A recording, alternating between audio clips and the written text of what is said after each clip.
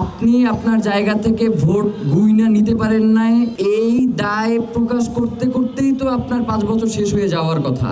6 বছরের একজন ধর্ষণ হবে এবং বিরোধী দল সেইটার ব্যাপারে তার জায়গা থেকে বিক্ষোভ করবে না, এইটার তদন্তের ব্যাপারে কোনো কথা বলবে না, এই ধরনের গৃহপালিত বিরোধী দল তো আমরা চাই নাই। পুরো বাংলাদেশও যদি একদিকে চলে যায়, জালেমের পক্ষে চলে যায়, আমাদেরকে মজলুমের পক্ষে দাঁড়াইতে পারতে হবে।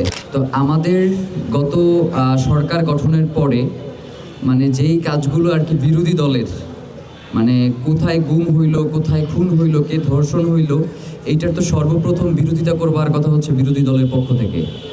কিন্তু আমরা এমন এক বিরোধী দল পাইছি যারে সরকার দল বললেও খুব একটা আপত্তি থাকবার কথা না তাদেরও আর কি। মানে তার সবকিছু হচ্ছে কুসুম কুসুম একটা ব্যাপার, মানে মনে হইতেছে যে অন কাইন্ড অফ গৃহপালিত আর কি।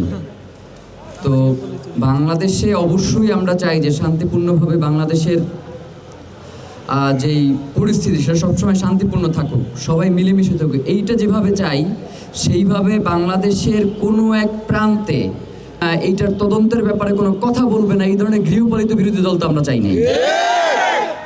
আপনি আপনার জায়গা থেকে ভোট গুইনা নিতে পারেন নাই, এই দায় প্রকাশ করতে করতেই তো আপনার 5 বছর শেষ হয়ে যাওয়ার কথা।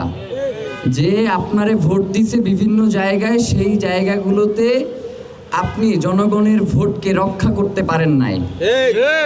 তো ভাইয়েরা, আমাদের কথা খুব স্পষ্ট, পৃথিবীর যে কোনো প্রান্তে, পুরো বাংলাদেশও যদি একদিকে চলে যায়, জালেমের পক্ষে চলে যায়, আমাদেরকে মজলুমের পক্ষে দাঁড়াইতে পারতে হবে। আজকে পাবনায় কি হয়েছে? পাবনাতে দাদিকে হত্যা করা হয়েছে এবং নাতনিকে গণধর্ষণ করে হত্যা করা হয়েছে। বিরোধী দল এবং সরকার দল একসাথে মিলে ইফতার পার্টির আয়োজন করতেছে। আমার আজকে সেইখানে দাওয়াত ছিল, তা আমিও সেইখানে গিয়েছিলাম। যাওয়ার পরে আমার কাছে নিজের কাছে দুইটা আমি মানদণ্ড ঠিক করবার চেষ্টা করছি ওইখানে বসেই, যে আমার কি এই বড়লোকদের সাথে সুশীল ইফতার করা উচিত নাকি জনতার কাতারে এসে ত্রিপলে বসে ইফতার করা উচিত।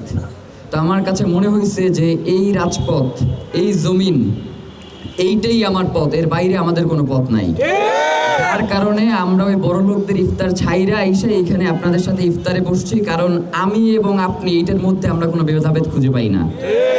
আমার কাছে মনে হয় যে আমি আজকে এইখানে কথা বলতেছি, আগামীকালকে আপনাকে অবশ্যই এইখানে এসে কথা বলতে পারতে হবে।